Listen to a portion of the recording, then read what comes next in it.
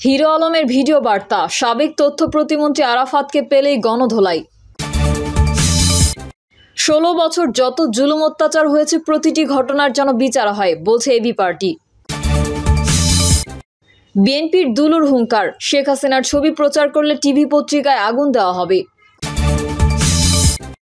এবং সর্বশেষ জানাবো হাসিনার পতনে বিদেশি হাত, তত্ত্ব ও দিল্লির ভূমিকা। এতক্ষণ শুনছিলেন সংবাদ শিরোনাম, এবারে বিস্তারিত। হিরো আলমের ভিডিও বার্তা, সাবেক তথ্য প্রতিমন্ত্রী আরাফাতকে পেলেই গণধোলাই। আলোচিত ইউটিউবার আশরাফুল আলম ওরফে হিরো আলম দ্বাদশ জাতীয় সংসদের ঢাকা 17 আসনের উপনির্বাচনে স্বতন্ত্র প্রার্থী হয়ে আওয়ামী লীগের সাবেক তথ্য ও সম্প্রচার প্রতিমন্ত্রী মোহাম্মদ আলী আরাফাতের নিকট পরাজিত হন তিনি। নির্বাচনী প্রচারণাকালে তার উপর হামলার ঘটনা ঘটে, যা সেই সময় দেশি বিদেশি সংবাদ মাধ্যমে গুরুত্বের সঙ্গে প্রচারিত হয়। ছাত্র জনতার এক দফা আন্দোলনের মুখে শেখ হাসিনার দেশ ত্যাগ এবং সরকার পতনের পর ইতোমধ্যে আটক হয়েছেন সাবেক সরকারের প্রভাবশালী বেশ কয়েকজন মন্ত্রী ও নেতা। সম্প্রতি এক ভিডিও বার্তায় হিরো আলম জোর করে তার জিতে যাওয়া আসন ছিনিয়ে নেওয়া এবং পেটোয়া বাহিনী দিয়ে তার ওপর ন্যাক্কারজনক হামলার বিচার চেয়েছেন। ভিডিও বার্তায় হিরো আলম বলেন, জোর করে আমার জেতা আসন আমার থেকে কেড়ে নেওয়া হয়েছে। সে সময় আরাফাত তার গুন্ডা বাহিনী দিয়ে আমার ওপর বর্বরোচিত হামলা চালিয়েছে। আমি এই ব্যাপারে বনানী থানা এবং পরবর্তীতে ডিবির কাছে অভিযোগ জানিয়েও কোনো প্রতিকার পাইনি। 16 বছর যত জুলুম অত্যাচার হয়েছে প্রতিটি ঘটনার যেন বিচার হয়, বলছে এবি পার্টি। গত 16 বছরে হাজার হাজার গুম, খুন, মিথ্যা মামলা, নির্বিচার জুলুম নির্যাতনের ঘটনা ঘটেছে। বিভিন্ন প্রতিষ্ঠান দখল করা হয়েছে। নির্লজ্জ দলীয়করণ করে প্রশাসনকে শোষণ ও দুর্নীতির আখড়া বানানো হয়েছে। লক্ষ লক্ষ মানুষকে তাদের পেশা ও ব্যবসা ছাড়তে বাধ্য করা হয়েছে। জনগণ ভোট দিতে পারেনি বছরের পর বছর। নিজ গৃহ হতে উচ্ছেদ হয়ে দেশান্তরী হতে হয়েছে লক্ষ লক্ষ মানুষকে। অন্যায়ভাবে নিজের ভিটা বাড়ি হারিয়েছেন অগণিত মানুষ। এর প্রতিটি ঘটনা সুষ্ঠু তদন্ত ও বিচার হতে হবে। জনগণ যেন বুঝতে পারে, অন্যায় অত্যাচার করে কেউ শেষ পর্যন্ত পার পায় না, একদিন জনতার হাতে পাকড়াও হতে হয়। মুজিবুর রহমান মঞ্জু বলেন, ছাত্র জনতার ঐতিহাসিক অভ্যুত্থান ও 15 বছরের জুলুম শোষণের প্রতিদিনের স্মৃতি আমরা লিখে রেখেছি। কারা কিভাবে এই জুলুমের নেতৃত্ব দিয়েছেন, ক্ষমতার অপব্যবহার করে রক্তের হোলি খেলায় মেতেছেন, কারো নাম ও অপকর্মের কথা বাদ যাবে না। জনতার আদালতে প্রত্যেকের চেহারা ও আমলের খতিয়ান প্রকাশ করা হবে। যারা জীবন দিয়েছেন, নির্যাতিত হয়েছেন, সবাইকে রাষ্ট্রীয়ভাবে শ্রদ্ধা ও সম্মান জানানো হবে। এই বিপ্লব বাংলাদেশকে বিশ্বের বুকে নতুন করে চেনাবে। তিনি বলেন, রাষ্ট্র সংস্কার ও মেরামতের পাশাপাশি গত 16 বছরের সকল গুম, খুন, মিথ্যা মামলা, নির্বিচার জুলুম নির্যাতনের যেন বিচার হয়। এবি পার্টি সেই জন্য তৎপরতা ও সংগ্রাম অব্যাহত রাখবে। বিএনপির দুলুর হুঙ্কার, শেখ হাসিনার ছবি প্রচার করলে টিভি পত্রিকায় আগুন দেওয়া হবে। সাবেক প্রধানমন্ত্রী শেখ হাসিনার ছবি প্রচার করলে টিভি চ্যানেল ও পত্রিকা জ্বালিয়ে দেওয়ার হুমকি দিয়েছেন বিএনপি চেয়ারপারসনের উপদেষ্টা অ্যাডভোকেট এম রুহুল কুদ্দুস তালুকদার দুলু। তিনি বলেন, গত 15 বছর বিএনপির ভারপ্রাপ্ত চেয়ারম্যান তারেক রহমানের ছবি, বক্তব্য টেলিভিশনে দেখানো হতো না, পেপারে ছবি উঠতো না। তাই যে সমস্ত টিভি চ্যানেল ও পত্রিকা শেখ হাসিনার ছবি প্রচার করবে, সেই সব টিভি পত্রিকা আগুন দিয়ে জ্বালিয়ে দেওয়া হবে। দুলু বলেন, শেখ হাসিনা ভারতে বসে দেশবিরোধী ষড়যন্ত্র শুরু করেছেন। তিনি পাল্টা অভ্যুত্থানের জন্য ষড়যন্ত্র করে যাচ্ছেন। যদি তাই হয়, তবে এই ছাত্র সমাজ ও দেশের সাধারণ জনগণকে নিয়ে আবার প্রতিরোধ গড়ে তুলবে। দেশের মানুষ 15 বছর ধরে আওয়ামী লীগের দুঃশাসন দেখেছে। দেশের মানুষ অতিষ্ঠ, তারা আর আওয়ামী লীগকে চায় না, তাই তাদের আর ক্ষমতায় আসার সুযোগ নেই। সাবেক উপমন্ত্রী রুহুল কুদ্দুস তালুকদার দুলু বলেন, 71-এ গণহত্যার জন্য আওয়ামী লীগ জামায়াতে ইসলামীকে গায়ের জোরে নিষিদ্ধ করেছে। তাহলে হাজার হাজার ছাত্র জনতাকে নৃশংসভাবে হত্যা করার জন্য কেন আওয়ামী লীগকে নিষিদ্ধ করা হবে না? আওয়ামী লীগ খুনির দল, আওয়ামী লীগ লুটেরাদের দল। অতি সত্বর আওয়ামী লীগকে নিষিদ্ধ করতে হবে। হাসিনার পতনে বিদেশি হাত, তত্ত্ব ও দিল্লির ভূমিকা। বাংলাদেশে শেখ হাসিনার পতন নিয়ে ভারতীয় সংবাদ মাধ্যমে বিভিন্ন আকর্ষণীয় তত্ত্ব ঘুরপাক খাচ্ছে।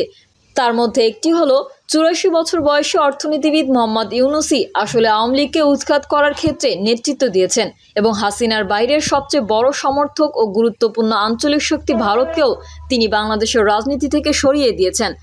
দীর্ঘদিন ধরে এই উপমহাদেশে ষড়যন্ত্র তত্ত্ব খুবই উপভোগ্য বিষয়, কারণ ষড়যন্ত্র তত্ত্ব প্রমাণ করার দরকার হয় না, আবার অনেক সময় তা অস্বীকার করারও জো থাকে না।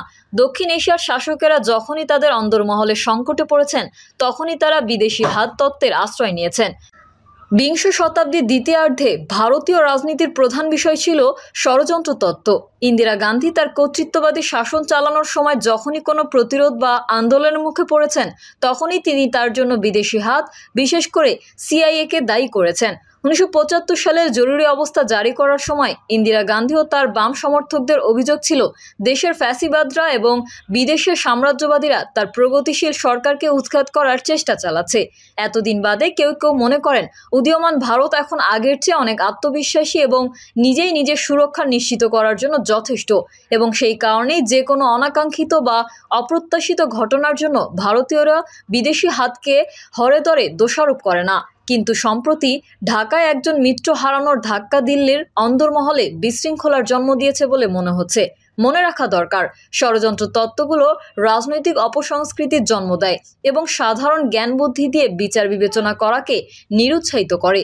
ষড়যন্ত্র তত্ত্ব আপনার চোখের সামনে ঘটে যাওয়া রাজনৈতিক বিপর্যয়ের কারণগুলোকে পর্যন্ত এড়িয়ে যেতে উদ্বুদ্ধ করে। শেখ হাসিনা যে দিনকে দিন অজনপ্রিয় হয়ে পড়েছিলেন, তা বোঝার জন্য আপনার ভূরাজনৈতিক বিশেষজ্ঞ হওয়ার কোনো দরকার হবে না। তিনি নিজেই তার দলকে দুর্বল করে ফেলেছিলেন এবং দলটিকে তার ব্যক্তিগত সম্পত্তিতে পরিণত করেছিলেন। বারবার কারচুপির নির্বাচন ও ক্ষমতায় একচেটিয়া কক্ষিগতকরণ এবং উত্তরোত্তর বাড়তে থাকা কর্তৃত্ববাদের সঙ্গে কোভিড পরবর্তী অর্থনৈতিক চ্যালেঞ্জ মিলে বাংলাদেশের সরকার বিরোধী বারুদ জমা হয়েছিল। ক্রমাগত ঘনীভূত হওয়া সেই জনরোষের বারুদে কোটা বিরোধী ছাত্র আন্দোলনে আগুন ধরিয়ে দেয়। এই অরাজনৈতিক ছাত্র আন্দোলনই শেষ পর্যন্ত রাজনৈতিক বন্ধুকে চূড়ান্ত ট্রিগার টিপে দেয়। শেখ হাসিনা এখন ষড়যন্ত্র তত্ত্বকে আঁকড়ে ধরেছেন। এর জন্য আমরা অবশ্যই তার প্রতি সহানুভূতি জানাতে পারি, কারণ তিনি হয়তো ক্ষমতা হারানোজনিত শোকের একেবারে প্রাথমিক পর্যায়ে আছেন। তিনি হয়তো জনগণের কাছে প্রত্যাখ্যাত হওয়ার গ্লানি বহনের প্রাথমিক অবস্থায় আছেন।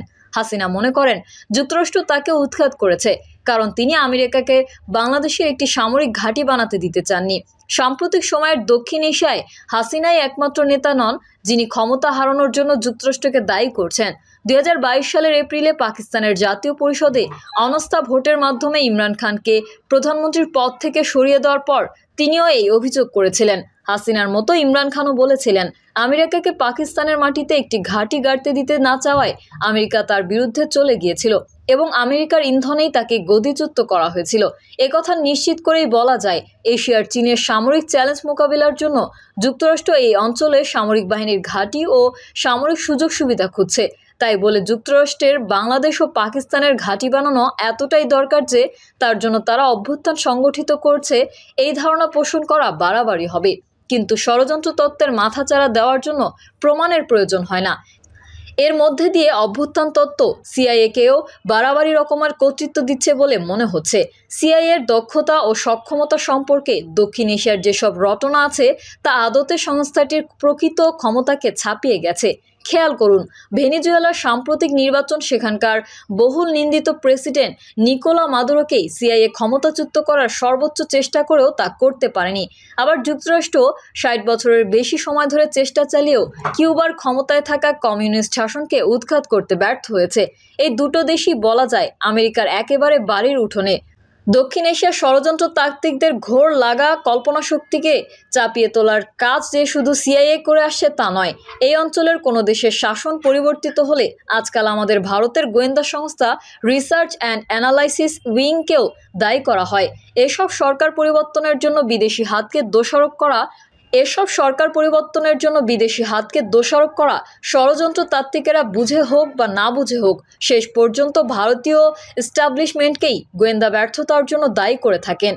বাংলাদেশ ভারতের খিড়কি দুয়ারের সঙ্গে লাগোয়া এবং বাংলাদেশের সঙ্গে ভারতের বহু বছরের ঘনিষ্ঠ লেনদেন চলে আসছে।